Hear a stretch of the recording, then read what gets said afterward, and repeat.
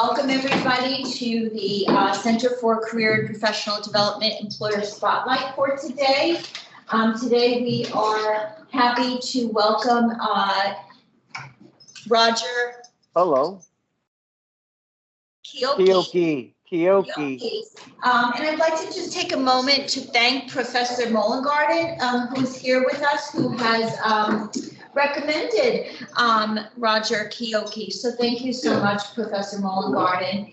And so without further ado, I'd like to take this opportunity to introduce Roger and allow him to tell you about himself and start his presentation. So thank you. So thanks for having me, and it's a pleasure to be here, even though it's virtually. I'm going to tell you a little bit about myself, but I'm going to weave it in to sort of talking about advertising and Signature Brand Factory in specifically. So the headline here is that Signature Brand Factory is a fully integrated marketing communications agency or advertising agency, as you might call it, some might call it. And we're in Southington, Connecticut. If any of you've ever been to Kinsman Brewery, we're in the same building and owned by the same person. So, but the headline is, we are looking for good interns. And if you're interested in marketing or advertising and want an internship, I'm going to talk about the types of opportunities we have here and tell you a little bit about what we do. And I'll talk about the overall advertising marketing industry in general. And as I said, I will give you a little, my story is sort of like a story of going through advertising for the last several decades. So I think that will be interesting, hopefully, for those of you interested in the industry. And we'll work our way to what we do at Signature Brand Factory and what you can do if you were an intern with us. So without further ado, about myself. So I was basically a jock in high school, but I got hurt my senior year, and they had this filmmaking course, and I started making films, and I really liked it. And, with a little bit of luck, instead of the Fablemans, it could have been the Chiocchis, but okay. So I became I decided after wanting to be a phys ed teacher, God forbid I didn't become that, I wanted to go into film. So there is a small college in New York State named Ithaca College, same city as Cornell. And I was a film major. But after a while, I got really involved with my friends at the radio station. So I switched to television radio with a business minor. And I ended up running the radio station. We had two radio stations, an AM and an FM. And I started selling advertising to the merchants downtown. And that's how, my whole relationship to advertising began. And then I wanted to learn more about business. I was hearing all these terms that I really didn't understand. And I happened to be a good student at the time, so I got my MBA at the Wharton School, which is at the University of Pennsylvania. It's one of the better business schools out there. And then I got hired by a company that almost no longer exists, which is sad, called Young and Rubicam, which when I was hired there out of Wharton, it was the largest advertising agency in the U.S. and second in the world to a company called Dentsu in Japan, which it's almost an unfair comparison because they own all the media in Japan. So it makes them really, really big. So I worked on a lot of different brands that some of them have past their prime and you might not even know of anymore, but you probably remember Jell-O or you've heard of Jell-O. I worked on that. And if any of you ever get headaches, you probably might have used Advil. So I was, when I was promoted from account executive to account supervisor, um, the head of the person who assigns you to accounts said, well, Roger, I have this assignment for you. One of our clients, Whitehall Labs, which was part of American Home Products, they have this new pain reliever, which is supposed to be a super aspirin. It's not approved by the FDA yet because right now it was only available on prescription. And it was, the name of the chemical was ibuprofen. It was being sold it was sold under prescription as Motrin, and it was going to be the first first prescription drug that they were going to allow to be sold at a lower dose over the counter. So for a year and more than a year, I read a lot of medical clinicals, tried to come up with claims that we could make. We developed 300 commercials. All of them had to be approved by the lawyers and by the lawyers at each individual network, ABC, NBC, and CBS at the time. Cable was in its infancy back then. And so one day, finally, we got the word after many, many hours and meetings that, okay, you can sell it now. And so I had to run, the company wanted to run, there was a competitor, and we wanted to be the first on air. So I took the first 2-inch videotape at the time and ran it over to ABC, and it ran 2 hours later. So I was part of the team that actually introduced Advil way back then, and we always had the hope that one day, the doctors will say, take a couple of Advil and call me in the morning, and I think they're doing that now. So we feel good about the days and the hours and the blood, sweat, and tears behind getting Advil to market.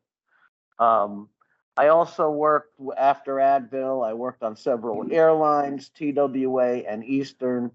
They don't exist anymore, but I don't know if that's because of our advertising or other things. But there was a campaign called The Softer Side of Sears, which helped Sears turn around. That was in the early 1990s, which got a lot of acclaim back then. Sears is still alive, but it's on its last gasp of breath, from what I can understand. And then I went and I ran a subsidiary of Young and Rubicam called the Lord Group. And our big account was Bell Atlantic, which now is Verizon. And some of you may have read Where the Wild Things Are in your youth. And so we were the first brand to license the Wild Thing characters from Maurice Sendak, who was the author and illustrator. And that was a lot of fun dealing with him. And we did a bunch of commercials in London. And it was a successful campaign, and it lasted for a few years. And then they were changing the name to Verizon, and we were given $40 million to 6 weeks get the awareness up to a certain level of the new name. And the reason why that was so critical, and they spent so much money at the time, which probably be like 80 to 100 million today, was, guess what happens? If you get a bill in the mail and it says Verizon instead of Bell Atlantic, you might have thrown it out. So we had to get awareness out there so people would pay their bills. Again, this was before a lot of online stuff and whatnot. So we developed a campaign. It was highly visible, saying Bell Atlantic is now Verizon. And we had James Earl Jones, if any of you are familiar with him, who was a very famous actor back then. And I'm sorry if I date myself by giving names of things that may not have existed before, when you were born. But So then I went and I had my own agency in South Norwalk, Connecticut. If any of you know that area, it's sort of a trendy street and it's a good place for creative businesses. And we had a lot of clients. We had Reed Elsevier, who puts on trade shows, iUniverse, which was at the time the leading publisher of self-published books, Fairfield County Bank, which is one of the largest banks in that part of the state. We also had, I was sort of I was sort of toying around with golfing, and we had a client called the Heavy Putter. It was designed by a nuclear engineer, and it made you putt better. But and I could give you, he gave us a whole scientific explanation of that.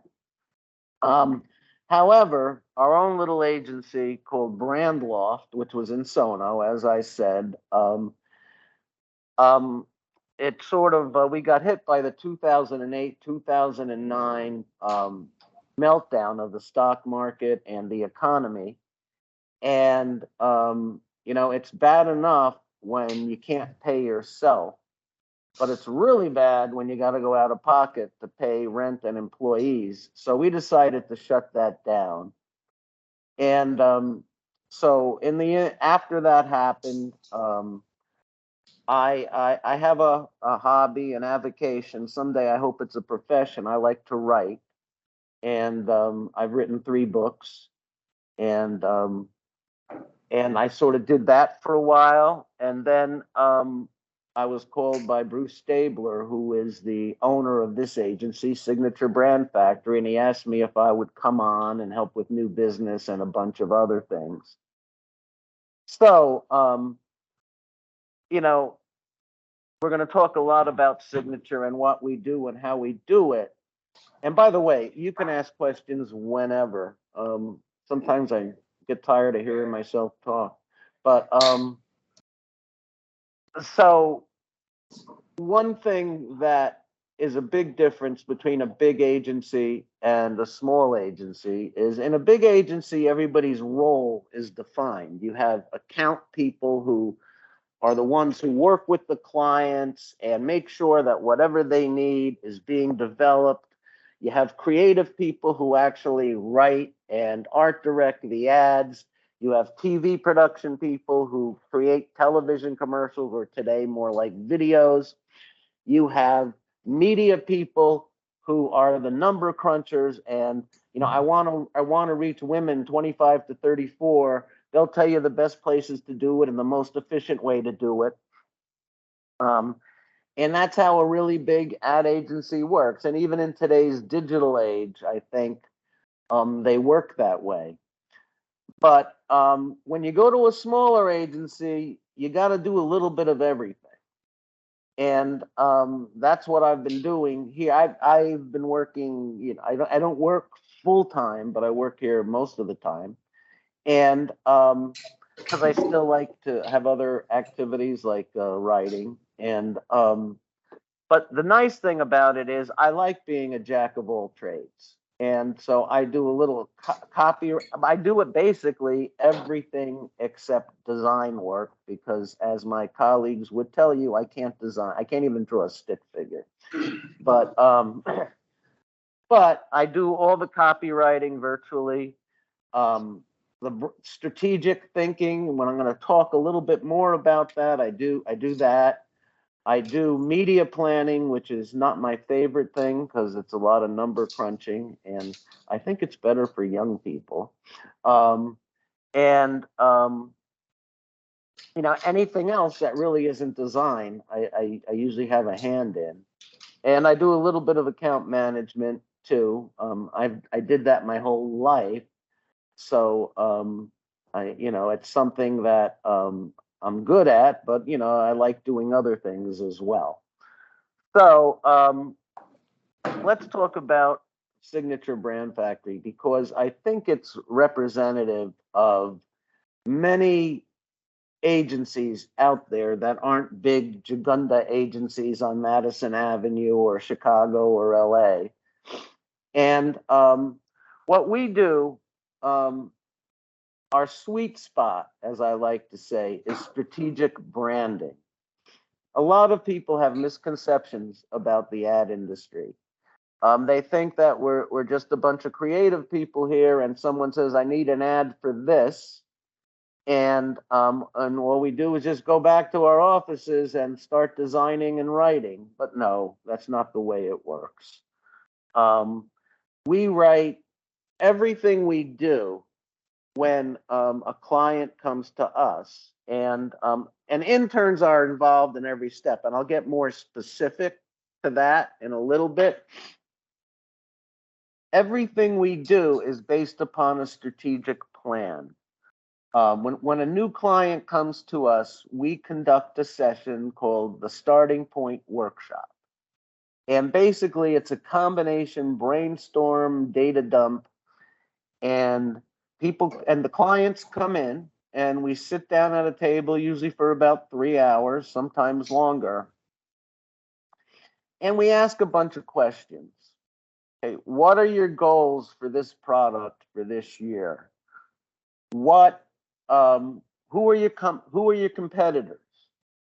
Who do you think represents the best target for your product? And when we talk about targets, we don't talk about just age and demographics like men and women 25 to 54. We talk about psychographics. What are they like? How do they think? Where would they be going in today's world? Where would they be going online? Where would they be visiting? It all helps us narrow the focus of where we direct our messages. And and then we ask them, okay, tell us about your product.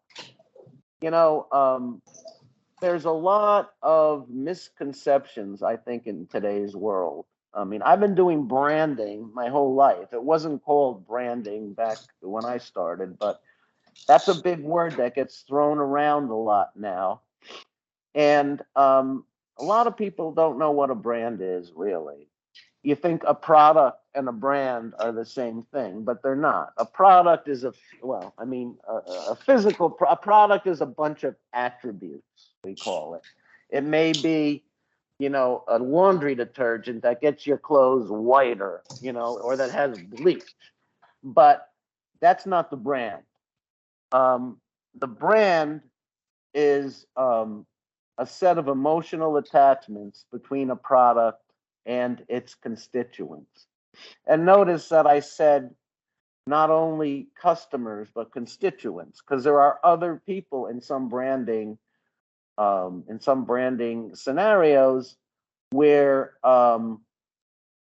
they're sort of gatekeepers, like distributors, although there's a lot less distributors today because of disintermediation, but and because of online.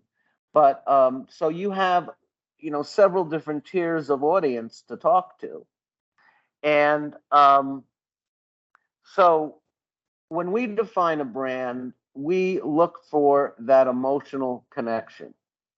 And what is it that why do people who do laundry want to use Tide versus another, Tide detergent versus another?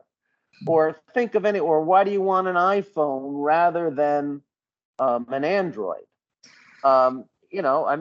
Apple's a good example of a strong brand. I mean, when you make a choice for a smartphone, a lot of people don't really think through, well, the Android has this, the iPhone has this, everything being equal, they're going to go for the Apple. Why? Because somehow they have an emotional attachment to that brand, be it very strong or, just moderate. But another thing that I tell people is the brand is the ultimate tiebreaker.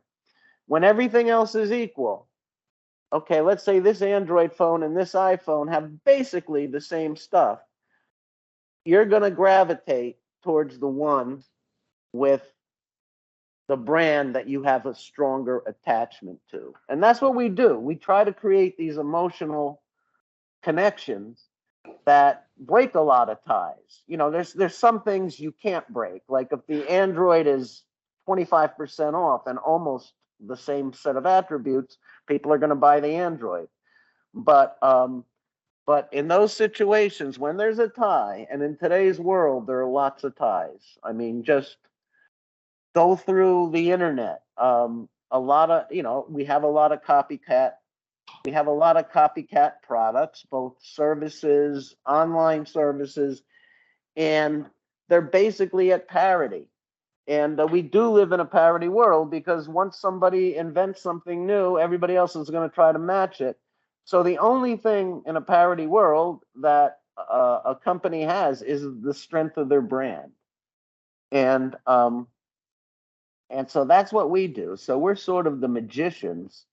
I don't want to, well, I don't want to say it that way, but it's a little metaphysical in some ways.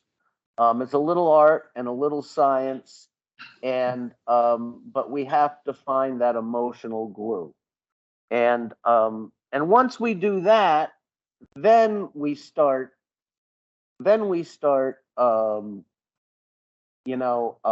Doing the ads, be it digital, print, video. I mean, I say video instead of TV today because so many advertisers really use videos on YouTube to catch their audience. And sometimes even though advertising has paid my salary for most of my life, I really get upset when I'm watching a YouTube and ads come in all of a sudden. But I guess that's you got to deal with that. So we asked them a lot of questions. I was talking about the starting point workshop. Sorry, I went off on a tangent there. We ask all these questions and we end up asking, okay, so what is this brand all about? And first they describe it to us. Well, it does this, X, Y, and Z. And then we start saying, okay, what does that mean to the customer? Well, if it's a detergent, you don't have to worry about your clothes getting white because we are the best whitening detergent. You could use any example. With an iPhone, people trust Apple because Apple makes them. People trust Apple because Apple is so elegant in its design and so user friendly, for lack of a better term, and it caters to people who like to think differently a little bit. And so then we go to our creative team. We write. Okay, the next step before we go to our creative team, we write what's called a strategic marketing plan, and that drives everything. So we've gathered all this information from our clients and we've sort of brainstormed a little bit. What about this? What about that? We ask a lot of spontaneous questions. And then we write a strategic marketing plan. And usually I have to do that because it's not design. And that's what I did most of my life when I was young at bigger agencies. So in a strategic marketing plan, they're probably, if it's a PowerPoint, it's probably about 50 slides. We go through things like just the background of the product, which obviously, if we didn't know it before the starting point workshop, we know it now. And we just summarize that. Then we look at the competitors. How are they the same? How are they different? Do we have a parity product or do we have something that's truly different? Who are our targets? How does the market segment? I mean, every product or service, there's a certain type of person that is more prone to be interested than not. And we want to know this. It's really important to know it for two reasons. One, if the more you know about the person, the more you can tailor your message just for them. So it feels like I'm talking just to you. The other thing is for media placement. Based upon a person's personality, what's called their psychographics, and their standard demos, like I'm between 35 and 54, and I want this, I'm interested in these type of things. We can, particularly in today's world, we can target them more effectively. And so we don't have to waste money advertising for people who have very low probability of ever wanting to buy our product. So you want to eliminate waste, you want to tailor your messages, and the more you know, the more you do your homework, the better you can be at both. Okay, and so I said, okay, we look at targets. Then, I talked a little bit about brands, and that's what it really comes down to. What is the brand? I mean, here's a product, the iPhone, right? What is the brand? What does the brand mean, and what can we make it mean? Reasonably. You can't force things, but you have to use what's there already and build it up into an emotional connection. Well, with the iPhone, it's easy because you have years of heritage and great advertising that they actually did over the years.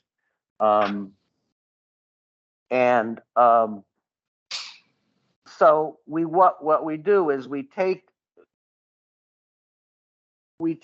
everything we learned about the brand, most importantly, the emotional connection that we're either trying to embellish or build if it's a new product. And we write what's called a positioning statement. And I won't get into the details of that, but a positioning statement is a blueprint for a brand. It says what the brand is, what it does, what emotional attachments, what emotional chords it sort of strings at, and from there we also could write what's called a brand story, which is really just taking a brand positioning statement, which is a very structured sentence, really. We write a little story sometimes, and from that story, we take messages. We take little segments of it and develop them into messages. So what we do is we hand the positioning and the brand positioning, and we hand the brand story, if we have one, to the creative people, and they start writing. I'll call them ads, but they're not always ads. I mean, in the traditional sense, it could be digital ads. It could be, sometimes we don't do it as much because we don't have the programmers on staff. But a lot of things that really intrigues me is what I call advert games, like making a brand into a game. And some people have done that. And obviously, the audience has changed. The audience is you today, and not the audiences that I was used to advertising to in the olden days. So we have to learn our stuff. We have to know about TikTok. We have to know about all these, Instagram. We have to know about Facebook, and that's just the beginning. I mean, there's lots more stuff out there, and that a younger audience, Generation X, Generation Y, Generation Z, respond to. Most of my life, we were always targeting baby boomers, who are now the old folks, and they're getting Medicare ads right now. And you're the new generation, the wave that sort of is the big consumption bulge, I guess, in the consumer adoption process. So the last thing we do, once we develop the ads and the client approves them, we develop a media plan. And so where are we going to put these ads, whatever format they're in? At Signature, we do a lot of digital ads. We do a lot of social media, and we do social media organically, and we boost it. We've done a little bit of TV. Most of our clients aren't big enough to afford, Jugunda TV. We do videos though, and they go on YouTube, and we will promote those. We do a lot of what we do is what's called B2B, business to business. So you'll use LinkedIn for that. sometimes Facebook, depending upon what business it is. We have a few very sophisticated medical products that we do. So we're advertising to doctors, and you use medical journals, mostly online. So those are digital ads that we develop. And obviously, we do pay-per-click on Google, which is very frustrating to work with, but not as frustrating as Facebook. They're all trying to reinvent advertising. So that's, in a nutshell, what we do here at Signature. And when interns come here, well, first of all, what are we looking for in an intern? Or an employee, for that matter, because to us, they're indistinguishable. There's two things that have nothing to do with advertising or marketing that we're getting a little feedback here or something. Somebody should mute. Whoever has just joined in, if you wouldn't mind muting. Okay. You see, I don't know that much about technology, but that I know.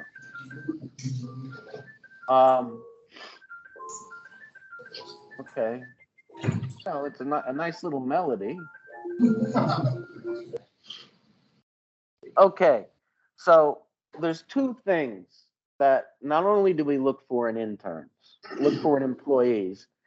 And early in my career, as I rose up the ladder in Manhattan, these were the two things that I valued most. I don't even care if you studied advertising, if you can do these two things. One, you need to know how to learn. And that's one of the reasons you go to higher education.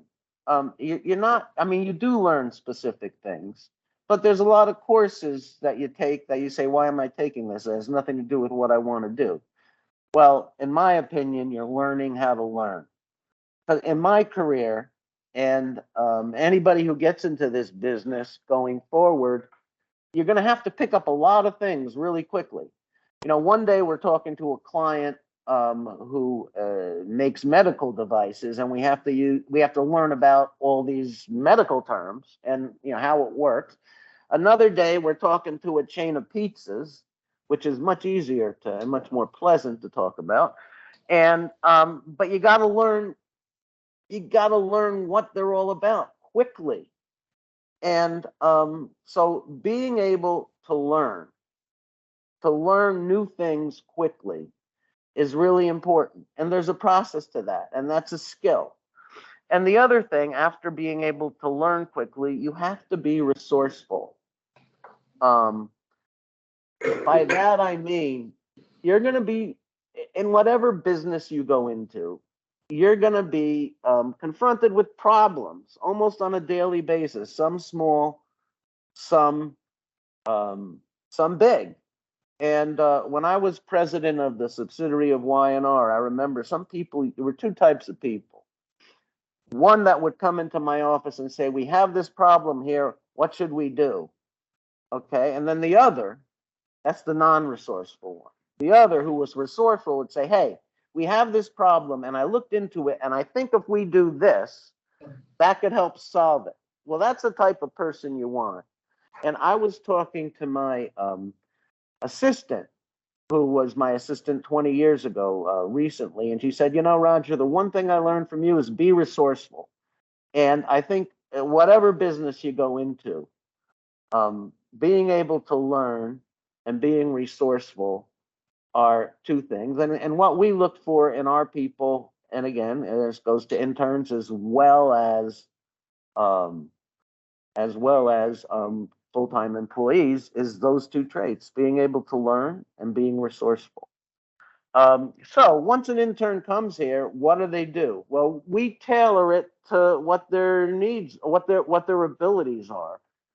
As hopefully I explained, there's lots of different things we do at an ad agency. And on this side, if you're a multitasker, better yet. So, some people, we had Harry and Chloe and Sheridan here most recently. and they did a bunch of things. Um, a lot of them did social media posts. As I mentioned, we have a chain of pizzerias is one of our clients, and Dominic's and Vinny's. If you there's one in Waterbury, so some of you who are on campus might know it. And every 3 times a week, we put social media posts in, and our interns have to think about things to say about pizza or messaging that sort of supports the brand. So Harry particularly did a lot of those. Sometimes, I'll be writing a strategic marketing plan, and I don't have, it's more efficient for me to ask one of our interns, find out everything you can about knee replacement surgery. That's one thing that we did recently. Media planning. As I said, we do a lot of pay-per-click on Google, and if an intern has that skill set, we teach them how to do it, and they do it. We had one client who it was a medical client, and they were putting together PowerPoint presentations for doctors about this new product. So when they went to a seminar, they could play it, and it had a voiceover. And one of our interns matched up the voiceovers that we had recorded by a voiceover artist to the slides so that it worked automatically. And, an interesting thing about marketing communications and advertising is that there's always something new, something that you haven't done before that you're asked to do. And, it takes a certain mindset to want to do that, but it's a lot of fun. And I'll leave you with one story. When I used to have the Bell Atlantic account, and I used to go over to their headquarters, it was right up the street several times a week. The advertising department was next to the labor relations department. And there were all these cubicles, and people were talking to different union members, advising them of their rights or helping them solve problems. And it didn't look like a fun job to me. So one day I'm walking into the advertising department carrying my portfolio because we had ads in there. And one of our younger workers was complaining about something going wrong at work. And did I make the right career choice? And I said, look at those people over there on the phone. They're hearing gripes all day, and they have to deal with that. And we're carrying a portfolio, and in it is something that looks like a comic strip, and we're gonna show it to them and maybe make it into a film. And because those are storyboards that look like comic strips, if you know what a storyboard is. And I said, so look at the difference. You could be doing that, but instead you're doing this, and it's a lot more fun, even though sometimes you have to suffer to have the fun. So that's it. I'm tired of hearing myself talking. I'd be happy to take any questions. I actually have a question thank you. This has been so wonderful, Roger. I've learned so much. I wrote down a word that you said, psychographics. You said you use that instead of demographics. Would you mind giving us a brief? And I apologize for those who already know what that is. I have some familiarity, but not enough that I am interested to know a little bit more about psychographics. Yeah, I've been learning about that since I was actually undergraduate. It's funny because when I type it into a PowerPoint or a Word doc, it always comes back with the red squiggly line underneath it because their dictionary people haven't caught up with a word that's about 40 years old. But it goes beyond demographics, and it takes the psychological makeup of a person into existence. There's several studies out there. There's one that was done by the Stanford Research Institute that says that there's 9 types of psychographic profiles. There's innovators, belongers, survivors. I forget the other 8. It helps you because you could just say, men and women 35 to 54, and that really doesn't help you a lot. But when you say these people are innovators, they're the first to try a new product. They want data before they try it, but they're willing to take a risk. Well, that's different from someone called a survivor who's not going to spend any of their money until on something that they don't know about, you know. And there's a different way to talk to and reach each of them. So hopefully that answers your question. Yes, thank you so much. And I see we have a question from Kelly Lambert, our program chair for communications, who's always so supportive of our students. And she's asking about opportunities for our online students and if that's something that exists. Well, online, or remote, as we should say. That's an interesting point because we've never done that.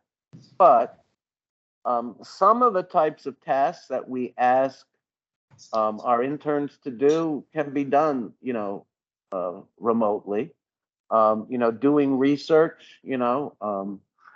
Today, I had to ask someone to look up, we have a new client that makes something, it's in the medical, well, in medical sports medicine area that helps you rehabilitate faster if you've had like a knee injury. So I had to have someone look up all the journals that orthopedists might read, and you know, get me the prices to run an ad if they take ads online, you know, in the traditional you know, paper version, which is becoming a dinosaur. So yeah, I mean, I'd have to talk to our upper management, but I could see that could work for some people. Great, thank you. Anyone else have any questions? Yes, Dr. Montanaro, he's our CTC 301 instructor. This is a professional success class, and many of his students are here. They're learning about job search, resume writing, preparation for job search, etc.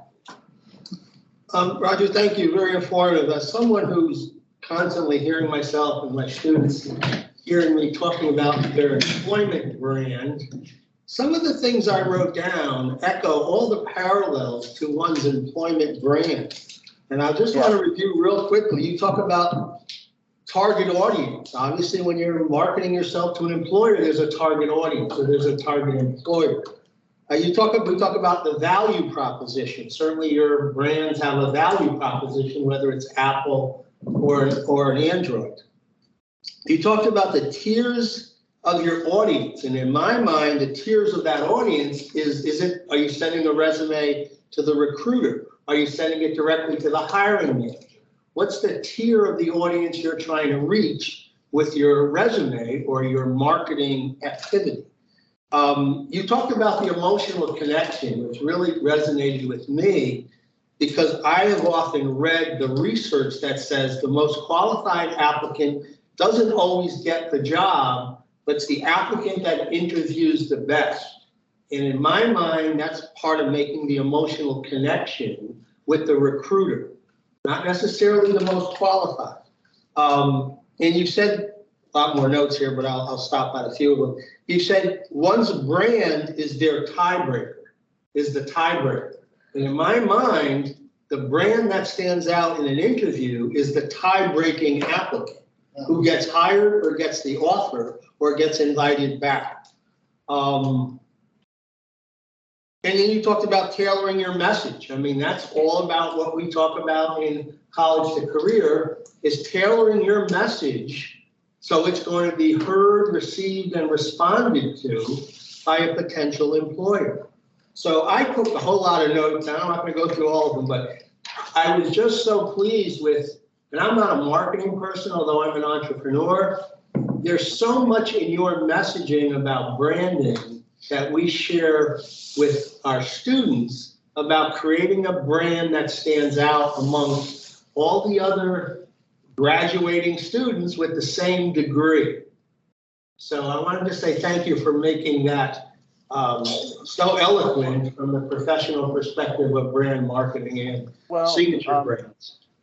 I didn't get into this, but I could have. Everybody familiar with left brain and right brain? And if not, left brain, the mnemonic I use is the memory device I use is left for logic, and right brain is emotional. Most artists are right brain. Most accountants, for lack of a better term, are left brain. And left brain is really important. You have to, but it's all about what you have, like what's down on your resume. Right brain is how you make someone feel. And so in that interview, if two students or two prospective employees had similar resumes, the one who created that connection in the interview, that's going to be the tiebreaker. And of course, if the resumes aren't equal, and you really need, even though you didn't have that bond with the person with with the resume that was better, you might hire them.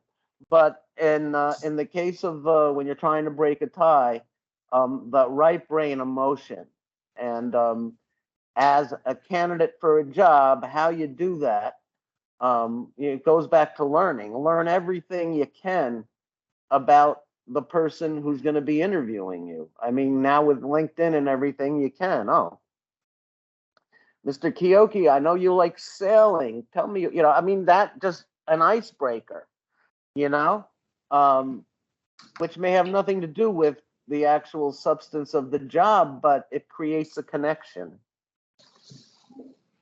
We have a question from one of our online students, Erica. Please take yourself off mute and go ahead and ask. Hello, everyone. Hi, Roger. I just Hi. have a question because from everything that you've explained, it sounds like you've kind of watched advertising grow to what it is today in marketing. So I was just curious what your opinion or thoughts are surrounding the future of advertising. From what I've understood, it's going into an impression-based selling as opposed to a rates point selling. How do you feel about that whole process, and what do you foresee in the future on how that can go? Well, impressions and rating points are they're not the exact same thing, but you can translate impressions into rating points. I don't need to get into the math behind that, but I think I'll get on my soapbox here for a second. I think advertising, companies like Google, as powerful as they are, and Meta are sort of dumbing down advertising. I place, because I do everything except design, as I said here, I place a lot of ads pay-per-click, Google. You can't even write your own ads anymore. You have to just give them like 10 headlines. And they say that their algorithms will put the headlines together. Well, sometimes they put the headlines together and they make no sense. So I don't know why they're not allowing us to write ads. Dealing with Meta is even more difficult because they invent terms, and 98% of the people who place ads on Facebook are not, let's say 95, are not advertising professionals. So they don't even know the questions to ask. And I think they get bamboozled sometimes. So I think that the golden days of advertising were the 70s to the 90s. There are some things we can do today. We can segment and reach more niche audiences much better. When I started advertising, there was 3 major networks and maybe about 20 magazines that really made a difference. And yeah, now there are literally millions of media vehicles, and most of them target niche audiences, and that makes it easier to get your prospect without wastage. I did write a blog. If you go to a Signature Brand Factory and go to the blogs page about the future of advertising, but more like a couple of decades into the future. And I think one of the things that I wrote about was, I think virtual reality will become a big thing in the next couple of decades. I could imagine where Budweiser has a QR code on their cans, and you could enter a virtual bar with people from all around the world and talk, if you have your headsets and all that, and talk to people from around the world as you're drinking a Budweiser or a whatever brand. What else? Holography is going to be really big. You could have different characters following you around the supermarket, different brand icons. I get freaked out enough by those robots in Stop and Shop, but so I think that I would say right now, personally, that we're at a transition point in advertising. Companies like Google and Facebook have tried to dumb it down, where they take a lot of the creativity out of it. And I think in the future, there's a lot more possibilities out there to do really interesting stuff. Does that answer your question? It does. Thank you. No, you're great. Thank you so much. It does, because I also work in the advertising field. So it was good to see another side. And that's why I was asking the questions that I was. Thank you. Yeah. Okay. Thank you. Any others? Professor Mullengarden? Yeah, I just wanted to throw something out to you guys. Roger, we asked him to help us rewrite one of the advertising classes. There are any marketing majors here? Right, at least saw him in there, right? So he titled it TV to TikTok. So it really covers sort of the history and where we're headed. So, there's going to be a class when we finally get done with it, right? But I'm going to give you guys a little bit of homework. You don't have to turn anything in. Just do it for yourself. And I'm sure Dr. Montanaro and Camille and her team that talked to you about this are positive, and you'll probably hear more about it. Just when you get in front of your computer, look at your LinkedIn and pretend you were somebody who's going to hire you. What would you think? What picture do you have? What associations do you have? Who you're connected with? What are some of the skills you have? What's the picture? That banner picture, the headline? 1432 by 374, whatever the pixels, right? Is that a picture of what? The sunset? Is it pretty? Who cares? In other words, what image, what is your personal brand? So I would challenge you to just look at it and see if it's something that you're proud of, if that's what you want to show to the world. That's the first thing that I think to see people like Roger, right? And the last thing about the internships, and things change all the time, guys, and so do we. So I'm not really sure what the protocol is here. But if anyone needs an internship in marketing, right, either see me or Camille, your team, I'm not even sure what the right process is. But if you want to have some questions, because the people that he had mentioned before, the Chloes, the Harrys, and Sheridans, and all those folks, we placed these people at Signature. They were just home runs. I mean, they just were really great folks in a really good position. So let me know if you need, want to hear at least more about that. Thank you. Comment from Professor Lambert that COM offers a class in virtual reality, COM 415. It's offered in the fall on campus and also offered online, and also multimedia storytelling, COM 425. Good for students to prepare for a career in this field. So we have some really great courses. Thank you, Kelly. And then we also have a question, I believe, from Ebony. Okay, shoot. Yes. Can you hear me? Yes. Yeah. Hi, how you everyone? doing? I'm great. I have a question about marketing. My question is, how do you or how should we respond if, say, you put an ad out there and people generally, sometimes hate ads these days. So what can you do if people think that your product or whatever you're marketing is fake? How do you respond to those type of people and keep it professional, but let them know authentically that your product is real? In other words, you're saying they think the product is fake or that we're lying? Yes. Okay, so there's two types of ads. I mean, just generally. There's breastfeeding ads where all the ad does is talk about the product and how great it is, a better, better, best. And there's ads that establish that emotional bond. When you're breastfeeding and just talking about yourself, people turn it off.